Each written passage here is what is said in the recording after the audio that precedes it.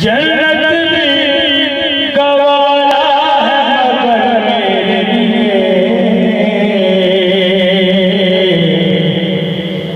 है मगर मेरे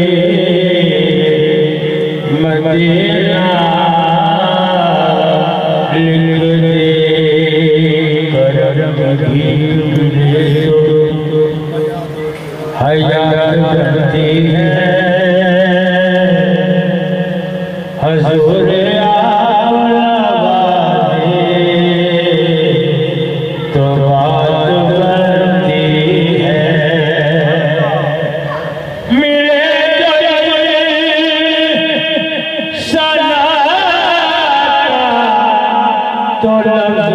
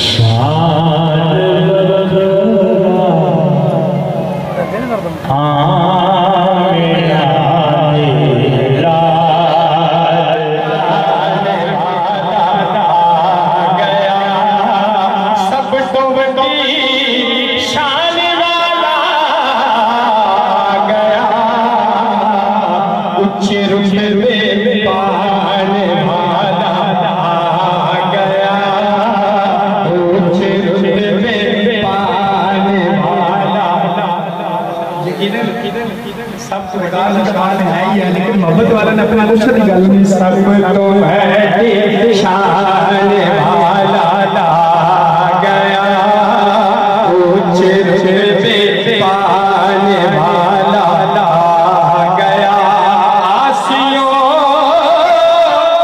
आज शुक्र दे सजदे करो आसियों सजदे करो सब सीने लाने वाला गया सब सीने लाने वाला गया ऊंचे रुतबे पाने वाला गया सब तो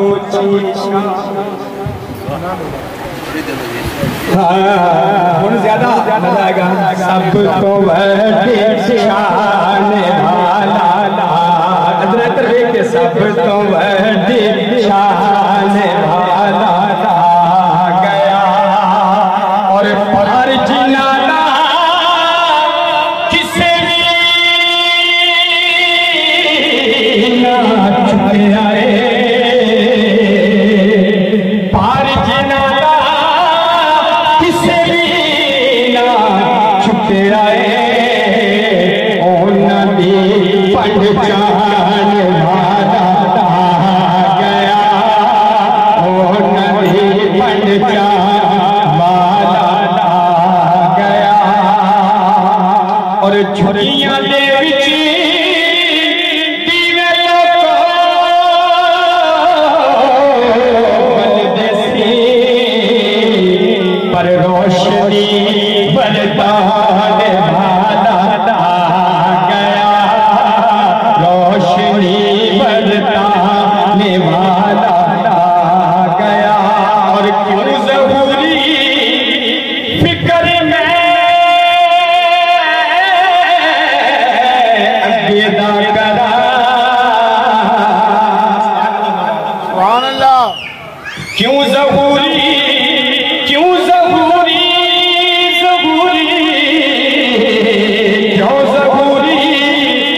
करे न तेरा बख्शान वाला गया न तेरा बख्शान वाला गया सब सब तो बड़ी शान वाला आ गया।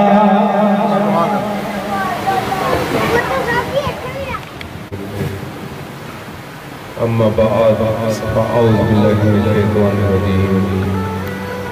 बिस्मिल्लाहिर्रहमानिर्रहीम।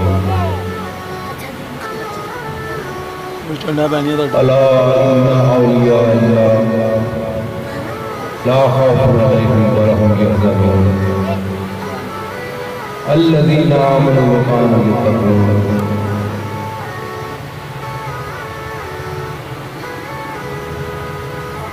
अस्सलातु वस्सलामु अलैका या सय्यदी या रसूलल्लाह। अस्सलातु वस्सलामु अलैका या सय्यदी। अल्लाह तबारक व तआला की ज़ात ने फरमाया कि बेशक जो अल्लाह के दोस्त हैं उन्होंने किसी किस्म का खौफ ना गमगीन और अगे अल्लाह के दोस्तों की निशानी और निशानी है कि अल्लज़ीना आमनू व कानू यत्तक़ून। हर ऐरा गैरा अल्लाह का दोस्त नहीं बनेगा। अल्लाह का दोस्त वही बनेगा जिन्हें ईमान ले आएगा तो तकवा अख्तियार करेगा। हुन अल्लाह तबारक व तआला के दोस्त औलिया किराम की जमात बहुत बड़ी क़यामत तिकर हुज़ूर नबी सल्लल्लाहु अलैहि वसल्लम के बाद औलिया किराम क़यामत तिकर आने हैं। एक तो एक बदल के इस तरह जिस तरह अल्लाह इज़्ज़त ने फरमाया रसूल फज़लना बअदहुम अला बअद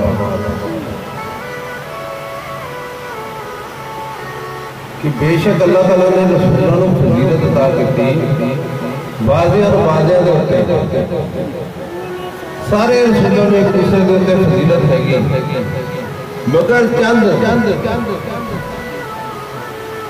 क्योंकि महफिल पाक हज़रत मुजद्दिद अल-फ़सानी दे फजीलत से आप दे यानी कि जो किरदार है उन्होंने देते हैं इस करके मैं ऊपरों नीचे दिखकर आऊँगा मगर चंद अंबिया अलैहिस्सलाम ऐसे हैं जिन्हों की फजीलत दूसरे के उत्ते मिसाल के तौर पर हज़रत आदम अलैहिस्सलाम सफ़ीउल्लाह, हज़रत इब्राहीम अलैहिस्सलाम खलीलुल्लाह, हज़रत मूसा अलैहिस्सलाम कलीमुल्लाह, हज़रत ईसा अलैहिस्सलाम इन्हां दी फजीलत दूसरे नबियों की ते हुज़ूर नबी करीम सल्लल्लाहु अलैहि वसल्लम की फजीलत है सारे नबियों के। ठीक है। एक बुजुर्ग फरमाते कि जिस वक्त आम ईमान वाले के मुकाम की इंतहा होती है उत्थे औलिया किराम के मुकाम की इब्तिदा होती है।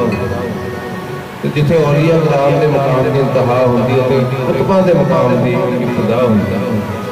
जिथे कुतबा के मुकाम की इंतहा होती है गौसा के मुकाम की इब्तिदा होती है। जिथे गौसा के मुकाम की इंतहा होती है ताबईन के मुकाम की इब्तिदा होती है। जिथे ताबईन के मुकाम की इंतहा होती है उत्थे सहाबा कराम रिज़वानुल्लाह अजमईन के मुकाम की इब्तिदा होती है। जिथे सहाबा कराम रिज़वानुल्लाह अजमईन के मुकाम की इंतहा होती है उत्थे नबियां के मुकाम की इब्तिदा होती है। जिथे नबियां के मुकाम की इंतहा होती है उत्थे उलुल अज़म रसूलां के मुकाम की इब्तिदा हो जाती है। जिथे रसूलां के मुकाम की इंतहा होती है उत्थे हुज़ूर नबी करीम सल्लल्लाहु अलैहि वसल्लम के मुकाम की इब्तिदा होती है। तो हुज़ूर के मुकाम की इंतहा कोई नहीं कि हुज़ूर पाक सल्लल्लाहु अलैहि वसल्लम की ज़ात गिरामी के मुकाम की इंतहा कोई नहीं। इसी तरह ये फजीलत का सिलसिला देखो हुज़ूर नबी करीम सल्लल्लाहु अलैहि वसल्लम की आज की भी तफसील है कि ऐसी फजीलत है हुज़ूर की आल दी कि उन्होंने नाल मोहब्बत ईमान तो बहुत जरा नफात यानी कि जो बंदा उन्होंने मोहब्बत करता है उन्होंने रखता है तो उन्होंने अल्लाह ताला की ज़ात मरन तो पहले कलमा नसीब कर तमाम औलिया किराम ने मोहब्बत वाले अहले बैत को मनाया तो उन्होंने पाक दे अहले बैत नूं रखिया। कोई सहाबी यानी कि जो रुतबे ते रहा होवे ते ऐसा नहीं है कि अहले बैत में रोक रखो, तो कोई वली बनाया तो मकाम ते होवे, ऐसा नहीं है कि अहले बैत में, यानी कि ये फजीलत अहले बैत के तहत है। इसी तरह सहाबा किराम रज़ियल्लाहु अन्हुम की फजीलत है। हर सहाबी की फजीलत एक तो एक वध है कि जिथे वली सारे मिलके भी एक सहाबी के मुकाम सारे वली मिलके एक सहाबी के मुकाम नहीं पहुंचते। तो इन्होंने सहाबा कराम जी फजीलत मिली, 4 सहाबा कराम को सदीक़ अकबर रज़ी अल्लाह अन्हु, हज़रत उमर फारूक रज़ी अल्लाह अन्हु ते हज़रत उस्मान गनी, हज़रत अली पाक, ये फजीलत आम दूसरे सहाबा नहीं। इन्हों तो बाद की फजीलत अशरा मुबशरा दे विच आई ते इन्हों तो बाद जंगे बदर वाले सहाबा कराम उन्होंने फजीलत हैगी ते उन्हों तो बाद यानी कि बैतुल रिज़वान वाले सहाबा कराम की फजीलत है। फिर उस तो बाद हुजूर नबी हज्जतुल वदा दे उत्ते सहाबा कराम उन्होंने फजीलत, तो फिर सारे सहाबा कराम सरदार जी पाक एक तो वध के। इसी तरह औलिया कराम की आई, औलिया कराम तमाम औलिया कराम एक तो एक वध के है, मगर कुछ औलिया कराम ऐसे है जिन्हों की फजीलत दूसरे औलिया कराम करते हैं। मिसाल के तौर पर हज़रत गौसे आज़म सिरानी की दस्तगीर, आप सरदार हजरत बहाउल हक नक्शबंद रहमतुल्लाह अलैह साडे सरताज नक्शबंदी सिलसिले दे बानी हजरत ख्वाजा हजरत अली हजवेरी रहमतुल्लाह अलैह, हजरत मुजद्दिद अलसानी, इन्होंने जी फजाइल है जी फजीलत है प्यार तो आते। हजरत उमर बिन शाह अब्दुल अजीज फरमाते सारे औलिया कराम की फजीलत अपनी जगह है, सूफिया कराम की जमात में, मगर दो ऐसे हैं जिन्हों की फजीलत इधर कोई पहुंच ही नहीं सकिया, कोई वली नहीं पहुंच सकिया। एक हजरत गौसे आज़म, एक हजरत मुजद्दिद शाह अब्दुल, यानी कि ये वो फजीलत है कि इधर किसी रसाई नहीं है। आज जिन्होंने जिक्र असीं कर रहे हैं महफल दे विच आए, जिन्हों के वास्ते सुनाया जा रहा है, उन्होंने नामी अहमद कुनियत अबू बरकात, लक़ब बदरुद्दीन, खताब इमाम रब्बानी मुजद्दिद अलसानी के नाम से उन्होंने याद किया। आप 977 हिजरी दे विच सरजमीन सरहद ते पैदा होया, 14 शवाल 977। आप जो पैदा होया थे आप महमूद वली सी, यानी कि फिर आपकी बचपन निजात कदी नहीं, आपने कपड़े कदी नहीं पा, ये आपकी पैदाइशी करामात है। सुभान अल्लाह। आप वो हस्ती है जिन्हों के मुर्शिद को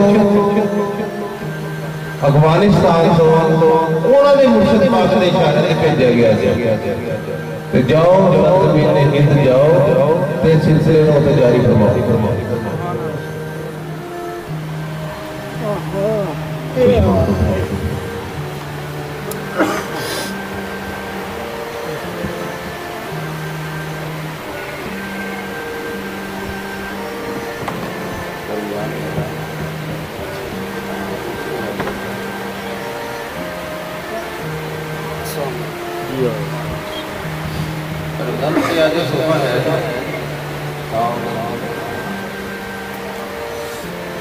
उन्होंने मुर्शिद पाक हजरत बाकी पिता रहमतुल्लाह अलैहि को भेजा गया थी हजरत मुजद्दिद अरसानी रहमतुल्लाह अलैहि को बैत करने वास्ते। हजरत बाकी पिता रहमतुल्लाह अलैहि मुजद्दिद पाक के बारे में फरमाते कि मुजद्दिद अरसानी रहमतुल्लाह अलैहि ओ आफताब है कि साडे जिहे हजारा सितारे उहदी रोशनी च गुम ने। वो आफताब साडे जिहे हजारा सितारे इहदी रोशनी दे विच गुम है। आप बेहतरीन मुरादों और महबूबों में शामिल हैं। बेहतरीन मुरादों और महबूबों में मुजद्दिद पाक ने मुर्शिद पाक दस रहे। आप फरमाते कि मेरा मुजद्दिद अरसानी रहमतुल्लाह अलैहि मामला इस तरह है जिस तरह हजरत अबुल हसन खानी रहमतुल्लाह अलैहि ते उन्हां दे मरीद शेख अब्दुल्ला अंसार दा सी कि पीर अगर जिंदा होंदे तो अपने मरीद के मरीद होंदे। हजरत मुजद्दिद पाक ने मुर्शिद फरमाते कि पीर अगर जिंदा होते तो अपने मरीद के मरीद होते। फिर आप फरमाते हैं कि मैं शेख अहमद के एक हिसाबे फैज से कतल पूछा महमूद वजूद से निकलते वक्त शहूद में दफन। ये आपके मुर्शिद के जरिए जो हमें आपके बारे में तारुफ हो रही है। फिर आपके वालिद मोहतरम फरमाते हैं जिस रात हजरत मुजद्दिद अरसानी रहमतुल्लाह अलैहि का यानी कि पैदाइश हुई, कुल औलिया उम्मत जमा हुए, मलाइका जमा हुए और जमा होकर हजरत के मदारिज बयान किया, फज़ाइल और मदारिज बयान किया। हुजूर नबी पाक सल्लल्लाहु अलैहि वसल्लम खुद तशरीफ लाए और आपके कान में अज़ान दी और आपके मदारिज बयान किए। आपके वालिद मोहतरम ने देखा कि अंबिया मुरसलीन, औलिया कामिलीन और मलाइका मुकर्रबीन सब सलात शरीफ में जमा है। माए 70,000 अलम सब और आपके फज़ाइल और मदारिज बयान फरमा रहे हैं। शेख अब्दुल अजीज खलीफा या अब्दुल कद्दूस गंगोही उस वक्त शरीफ में थे।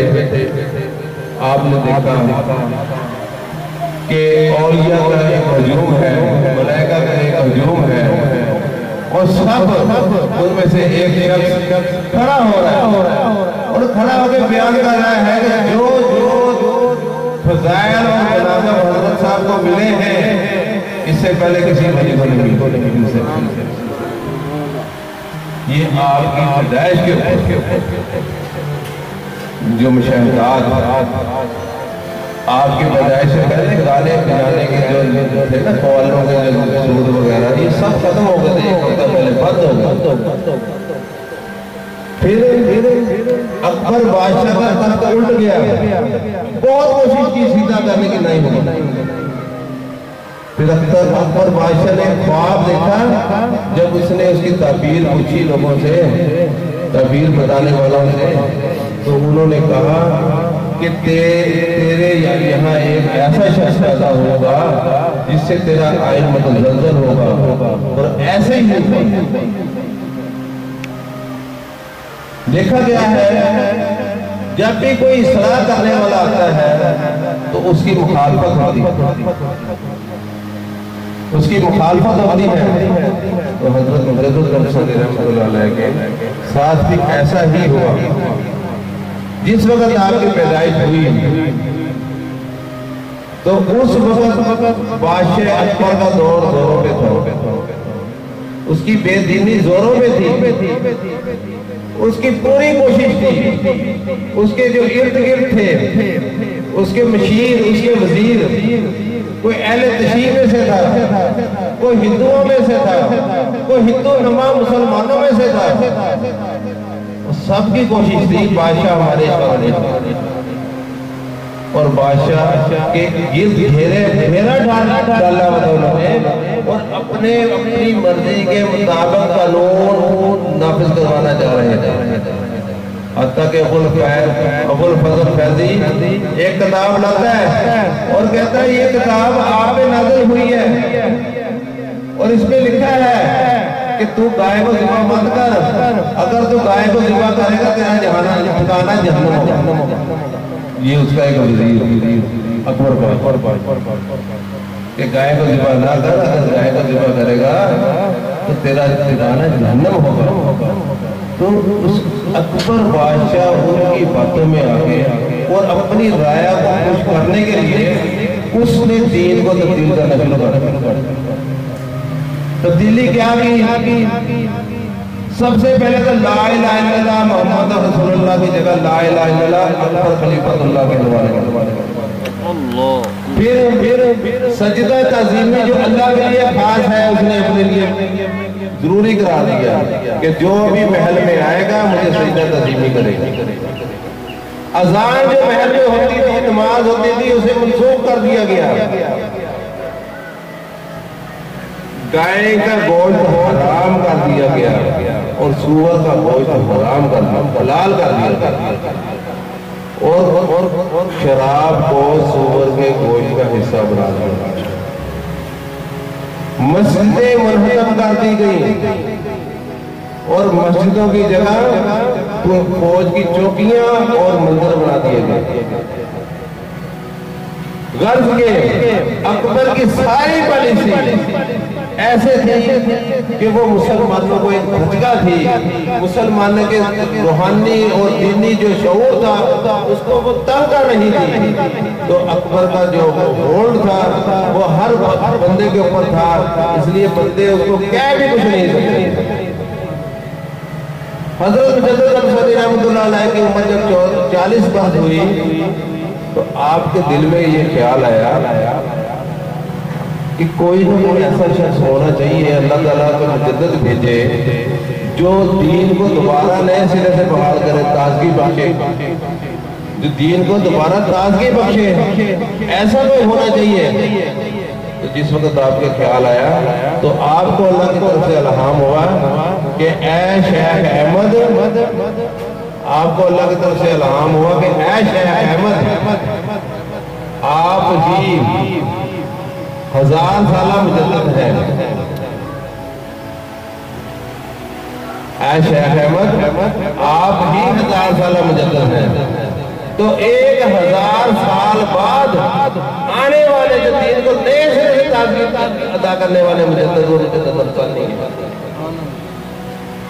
हर 100 साल के बाद मुजद्दिद की तारीफ ये है कि हर 100 साल के बाद अल्लाह ताला एक शख्स को भेजता है जो दीन को नए सिरे से तरोताजा करता है, कमी बेशी को दूर करता है। तो जैसे हजरत अब्दुल्ला बिन अब्दुल अजीज, उमर बिन अब्दुल अजीज ये मुजद्दिद हुए हैं, हजरत इब्ने सरी मुजद्दिद हुए हैं, हजरत इमाम बाकलानी मुजद्दिद हुए हैं, हजरत जलालुद्दीन सयूती मुजद्दिद हुए हैं, हजरत इमाम गजाली रहमतुल्लाह अलैह मुजद्दिद हुए हैं। इसी तरह हजरत मुजद्दिद रसानी हुए हैं।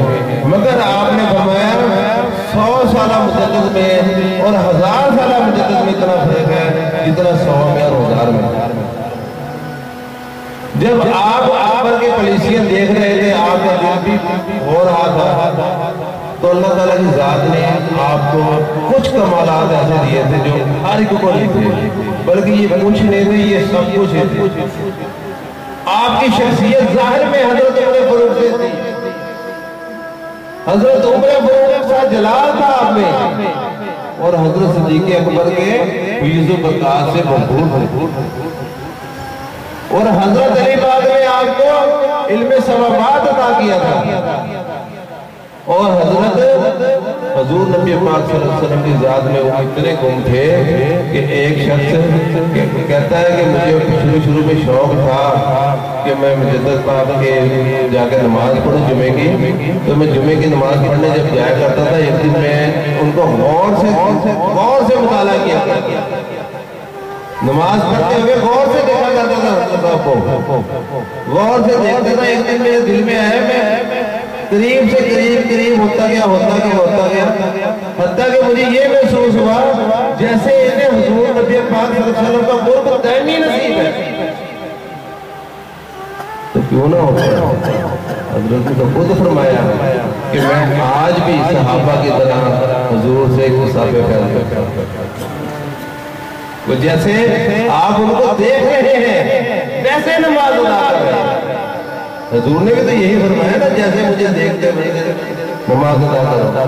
तो हजरत साहब की यानी कि सहाबा कराम और हुजूर की ज़ात गिरामी एक मुकम्मल शख्सियत में 3-4 क्वालिटीज हजरत उमर फारूक की तरह जलाल के अकबर के पास जहांगीर के दरबार में जाते हैं, वो पूरी कोशिश करते हैं कि आपको झुकाया जाए मगर नहीं झुकते।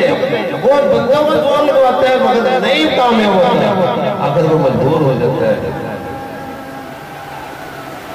फिर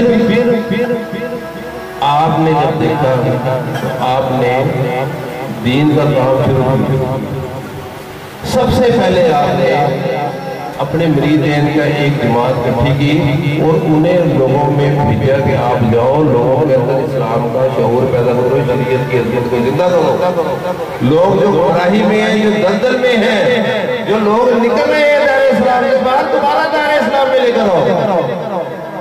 फिर आपने अपने मकतूबा शरीफ से आपने खत्तो किताबें शुरू की। उमरा से सरजमीन हिंद के दूसरे बड़े बड़े इलाकों के लोग जो गुजरा थे और ये हल्के को आपने यहाँ तक ना रखा बल्कि बाहर के ममालिक तक मिले। फिर आपने लोगों को मजबूर किया कि अकबर के इंतकाल के बाद जब जहांगीर आ गया तो लोगों को मजबूर किया कोई भी गैर शरा हुक्म बादशाह का नाम आना जाए। आपने कठिन मेहनत के साथ, पुरखुलूस मेहनत के साथ, इस्तकामत के साथ आपने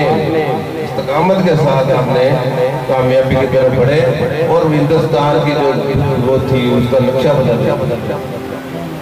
जो दीन जवाल में था वो दीन दोबारा बहाल हुआ और पूरे हिंदुस्तान में दीन उसी तरह दोबारा जारी हुआ जिस तरह दीन 1400 साल पहले जारी। ये आपकी जिंदगी है। हम देखते हैं कि तमाम बुजुर्ग अपने मरीजों को कुछ न कुछ आगे मुस्तकबिल की रहनुमाई के लिए कोई न कोई लिटरेचर दे जाते हैं। जैसे मौलाना रूम मसनवी शरीफ दे गए, जैसे मकालात हिकमत हज़रत अली पाक से और बुजुर्गों से है, कोई अक़वाले ज़नी लिख देता है, कोई हकायात लिख देता है, कोई गुलिस्तान सादी लिख देता है। हमारे मुर्शिद बाकरी में के भी इरशादात हैं हमारे। तो इसी तरह हज़रत मुजद्दिद रसाली रहमतुल्लाह अलैह के जो मकतूबात है, आपके मकतूबात वो मकतूबात है कि जो यानी 4 किस्म की किताबें हैं। बुनियादी किताब 4 हैं, अशफल महजूब, मसनवी शरीफ और अवारफुल मारिफ और चौथी मकतूबात। इन सब में तुर्की के एक आलमे दीन फरमाते हैं कुरान और सुन्नत और अहदीस नबविया के बाद, कुरान और सुन्नत और अहदीस नबविया के बाद कुतुबे इस्लामी में सबसे सही और मुस्तनद किताब मकतूबा शरीफ है। तो आप खुद फरमाते हैं कि मेरी मकतूबात इमाम मेहदी की नजर में जाएंगी और वो पसंद फरमाएंगे।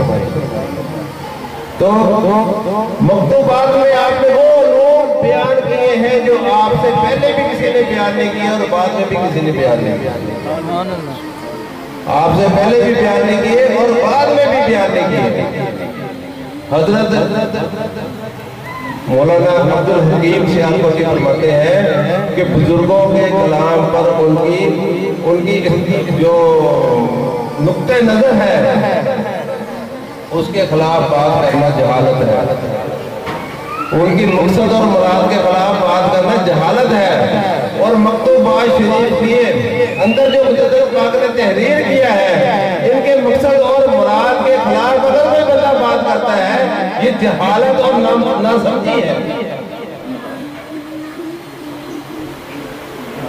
फिर उलमा की उलमा हक की राय है, मैं हक की राय है, अगले 1000 में यानी कि 1100 साल तक उम्मत मुसलमान को जो जो मसाइल दरकार है, उन सब का हल हजरत मुजद्दिद अल-अफ़सानी रहमतुल्लाह अलैह ने 400 साल पहले मकतूबात में तहरीर फरमाई। ये आपके तसर्रुफ़ात, आपकी करामात, आपकी जिस वक्त विसाल का वक्त आता है 10 साल पहले आप फरमाते हैं अपनी अहलिया को कि मुझे अपने रब की तरफ से ये इशारा हुआ है कि ऐ शेख अहमद, तेरी उम्र भी मेरे नबी आखिर यानी कि 53 साल आपके वक्त उम्र थी और 10 साल बाद 63 साल।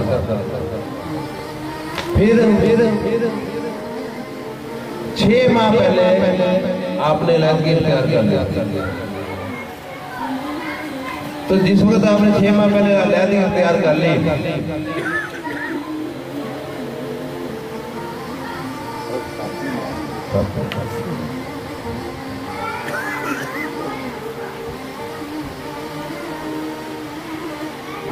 तो शब बरात की रात आप घर गए, अपनी अहलिया से फरमाते हैं कि मैं थोड़ा सा आराम कर लूँ, फिर तहज्जुद के नफल पढ़ने हैं।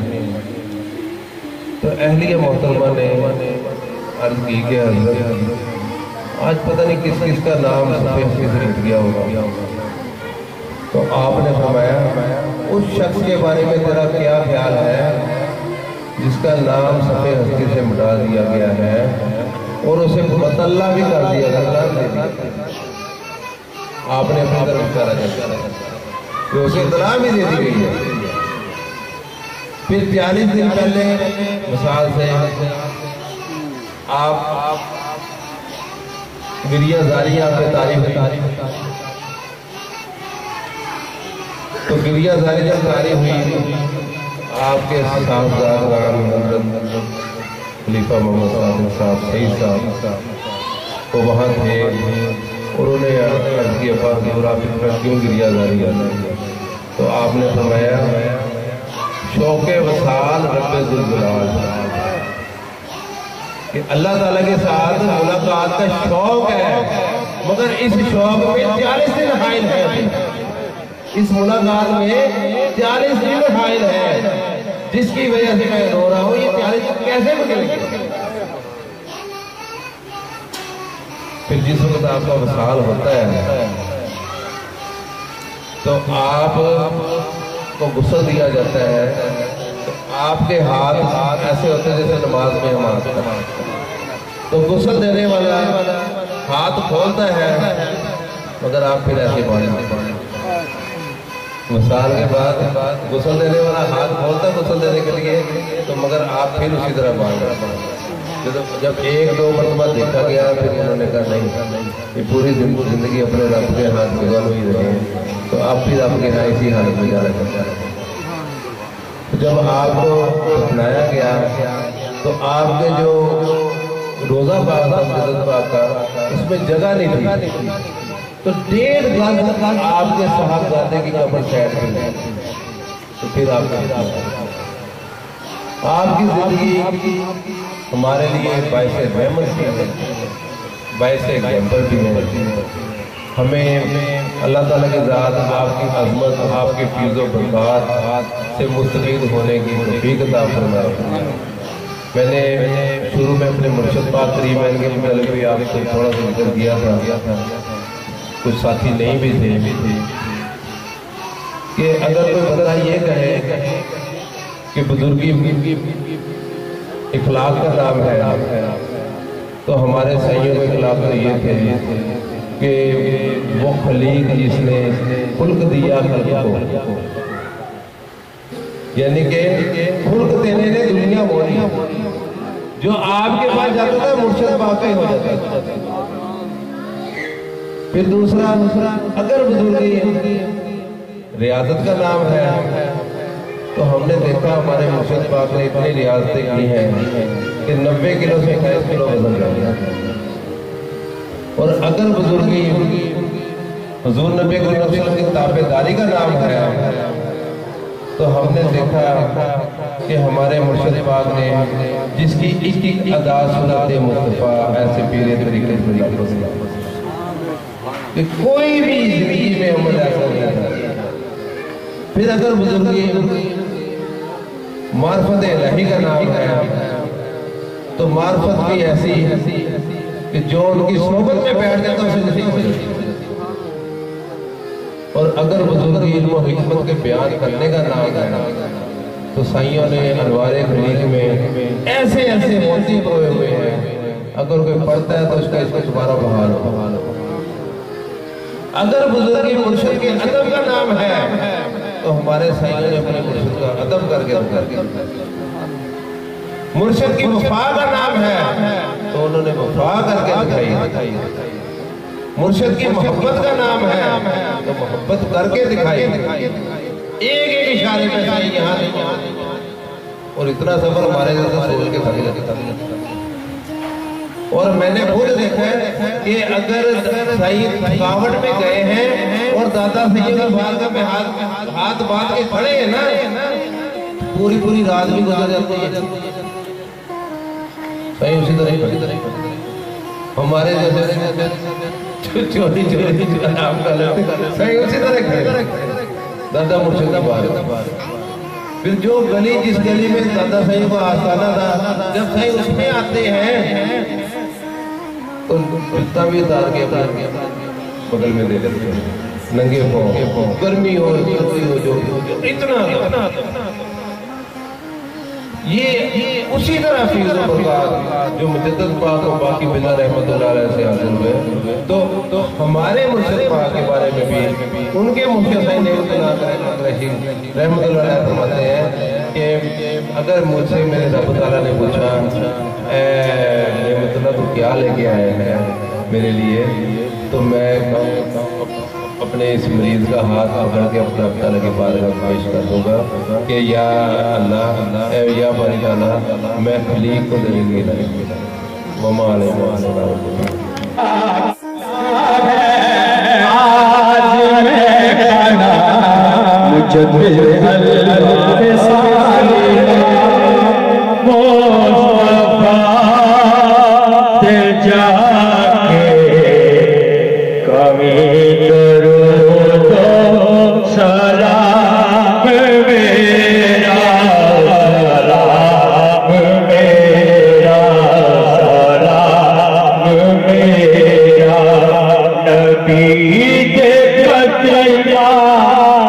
से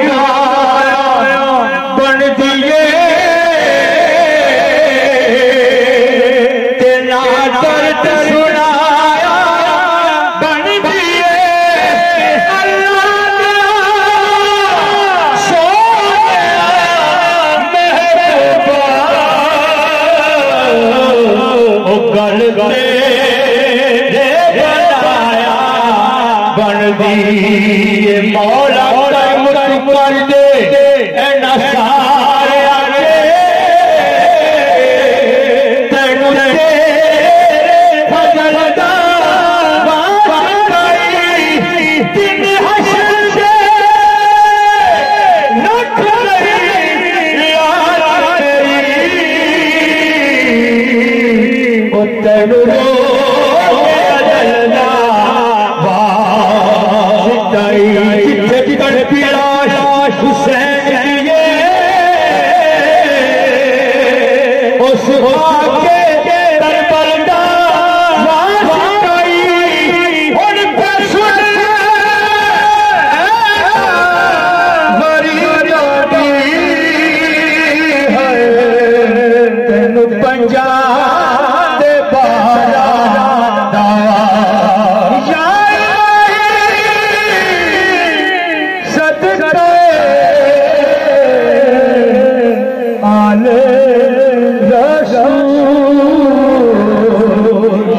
सलामी